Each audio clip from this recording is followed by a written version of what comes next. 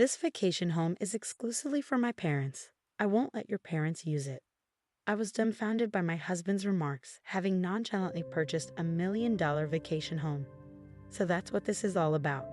Having learned his motives, I reached the end of my tether. Fine, but you're going to regret this, you know. I won't.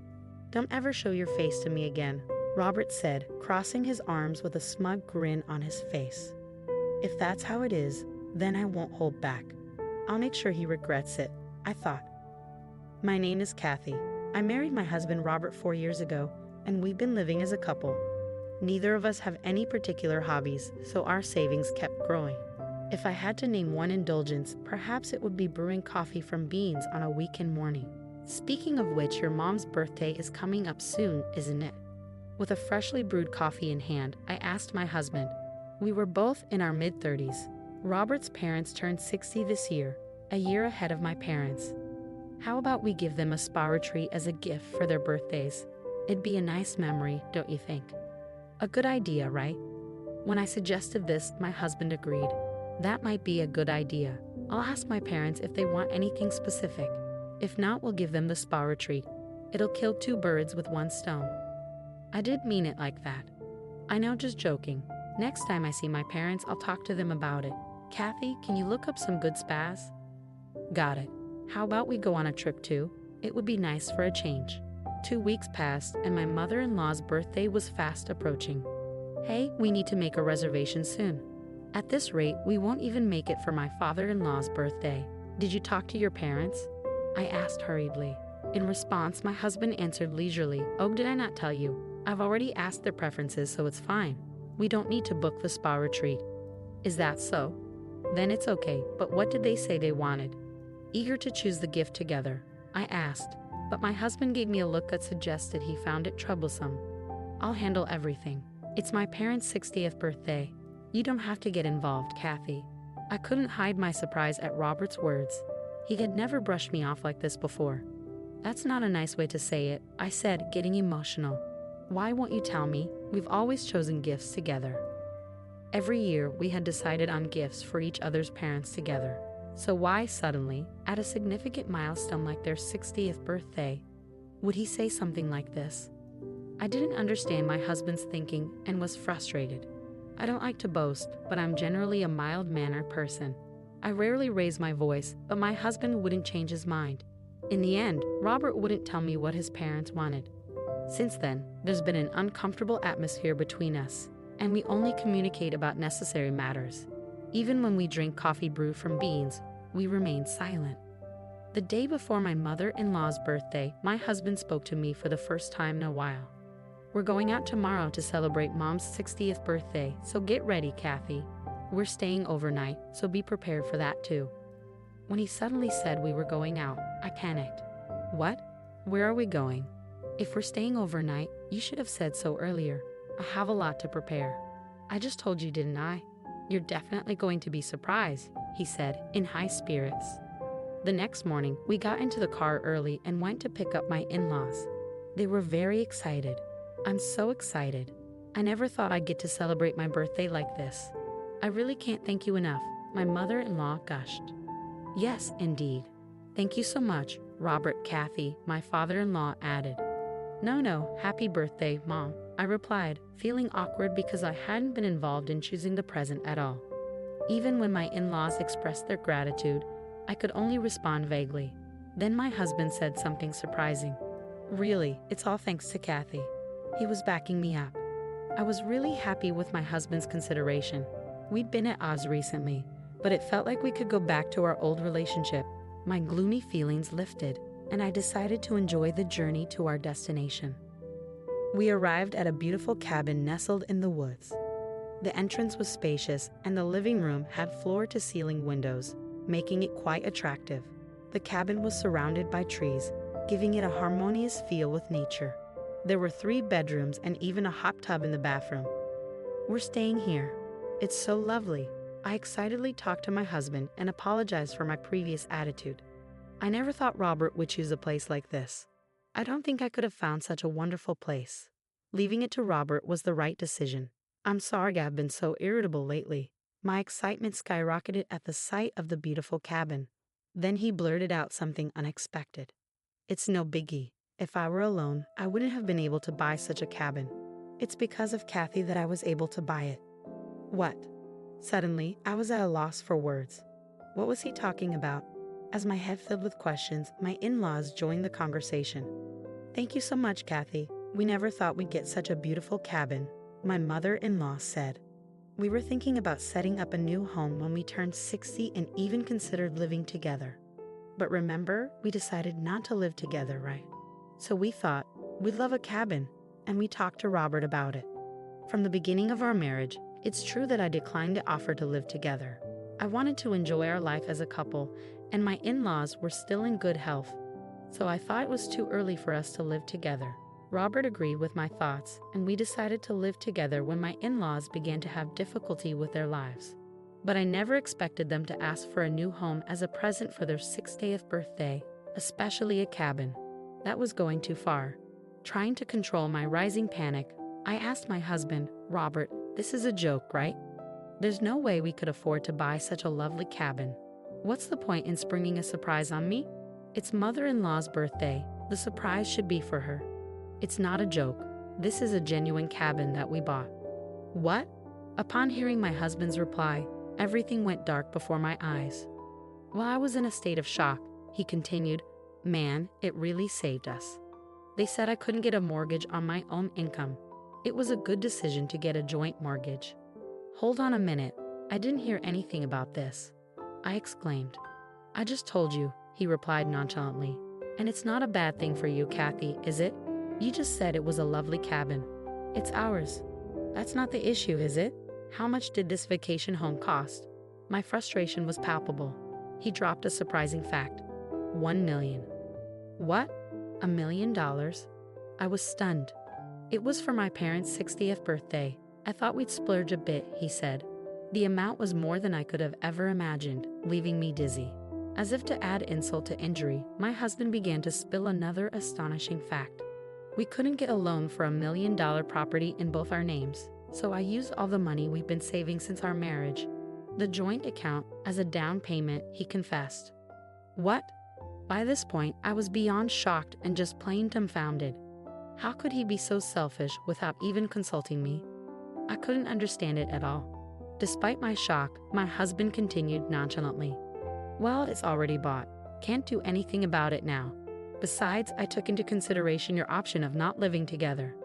Isn't that good enough? In this vacation home, we can do whatever we want. Our vacation times will be more fun, won't they?" His carefree attitude was nothing short of exasperating. But now that it had come to this, there was nothing we could do. Just as Robert said, this vacation home was indeed lovely, and our holiday enjoyment would increase. "Fine, it's already bought, so there's nothing to be done.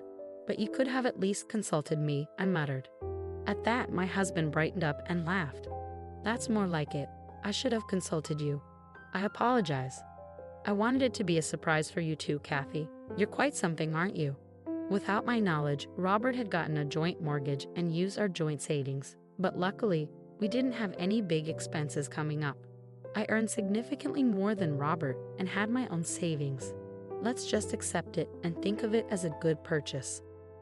Feeling resolved, I decided to enjoy the grand celebration for my mother-in-law's birthday party and a 2-day stay at the villa. Once home, I brewed a coffee and indulged in the memories of our villa stay. It was surprising, but the villa was really splendid. It had a wood-burning stove in the living room, which would be enjoyable in winter. Feeling happy, I spoke to Robert. "Hey, when are we going back to the villa? I want to get some new dishes for the villa." "Yeah, I'll check with my parents. Can't we go by ourselves?" "Well, the villa is technically in our names, but it was a present for my parents' 60th anniversary. It'd be wrong if they had plans, right?" I had a bad feeling. Even though it was in our names, I thought it might practically become my in-laws' property. I quickly suggested, "As it's our villa, we can invite my parents too, right?" "Yeah, if they're available," he answered non-committally. But he didn't refuse. That was a relief. The villa wouldn't become my in-laws' property, but that was too optimistic. For the past 6 months, I had not been allowed to stay at the villa once. I go there, but I can't stay overnight. I drop my in-laws off at the villa, prepare food, and then have to return home. The next day, I pick them up from the villa, clean up, and drive them back. It's been like this for 6 months. Despite my many complaints, Robert always had some excuse and sometimes even yelled at me. But today, I'm not giving up because soon it will be my parents' birthday. Hey Robert, my father's birthday is in 2 months. We can invite them to the villa, right? It's our villa. I emphasized our villa and appealed to Robert. His reply was the same as always. If my parents don't have plans. That again, it's always the same. We haven't stayed at the villa once in the 6 months since we bought it. It's always your parents who get priority. It's our villa, we should be the priority. Plus, I'm also paying the mortgage and the down payment. My parents should be able to stay too. Today, I'm not backing down. I put my foot down more than usual. Robert frowned and replied, "Shut up. That vacation house is for my parents only. I won't let your parents use it." I suppose that was part of your plan all along, wasn't it? No wonder you bought the vacation house without telling me. The tolerance I had shown until now snapped in my heart, making a sound as if something had broken. I'll never forgive you. Don't think you can get away with such selfish behavior. I proposed the following to my husband. Fine, if that's how it is, I won't hold back any longer. Let's get a divorce. What the hell? You're such a petty woman. Well, whatever. I'm quite appreciated by my parents for buying that vacation home, and I'm sure my mom would do the housework. I won't get in trouble at all without you. Of course, if we're getting a divorce, I won't let you use that vacation house. Still okay with you? My husband had a triumphant look on his face, crossing his arms with satisfaction. I felt pathetic for falling for such a man's smooth talk, but it's too late to regret it now. All that's left is to get my revenge. I lowered my voice and put pressure on my husband. You sure you're not going to regret this? Like hell I will. Fine, it's settled then. Don't ever show up in front of me again. The next day, I filed for divorce. It was accepted without issue, and I decided to head back to my parents' house. The call from Robert to my parents' house came a few months later. When I answered the phone, he was in a panic. Is that you, Kathy? What do you want? We have nothing left to talk about, I replied coldly. In response, he shouted frantically, I tried to call your cell phone. Why didn't you pick up? Some person claiming to be your lawyer came to my house today. Hey, this is something you asked for, right? Can you explain it properly to me? What do you understand? It's exactly as the lawyer said. Since we're divorced, I don't intend to pay the mortgage. If you don't comply, I'm considering selling the vacation house. That's all. But that vacation house is in both our names. Even if we're divorced, it's only natural for you to keep paying the mortgage, right? He pleaded, sounding desperate. I calmly replied, despite being in both our names, I'm not allowed to use it, right? So why do I have to keep paying the mortgage? That's what doesn't make sense to me. But it's a shared property. You should be the one paying. This is going nowhere. That's why I asked a lawyer. If you're going to insist on your point of view, I'm hanging up. If there's anything else, please contact my lawyer. I don't have time to talk to this unreasonable man. I have my own business to take care of. Hold on, wait up. I messed up. Let's use the vacation house alternately. Okay, that should be fine, right? You're saying keep paying the mortgage and I'll let you use it in turns. I have no attachments to that vacation house anymore. After all, I already bought a new one. Wait, what? Yes, I gifted the vacation house to my parents for their 60th birthday. It's not exactly $1 million estate, but a cozy cottage that they love. Are we done here? I don't have time to be chit-chatting with you. Hold on, please. I quit my job. I know that. What? How? It was probably my father who caused it. My father is an executive in a top-tier company. He has many acquaintances, presidents, and executives of other companies. Robert's company president was one of them. Angry at Robert's treatment toward me, my father must have talked to Robert's company president about it. The president expressed his anger, saying, "How can we have such a person in our company?" I don't know the details from there, but I had heard that Robert chose to resign on his own. I'm sure Robert's company president did something behind the scenes considering the future. Hey, help me out, Robert pleaded with a tear-choked voice. I started receiving contentious looks from my coworkers. I chose to quit. I found a new job, but the salary is less than before. I can't keep up with the mortgage payments on my home. Your father is the cause, right? Then isn't it his responsibility to continue paying the mortgage?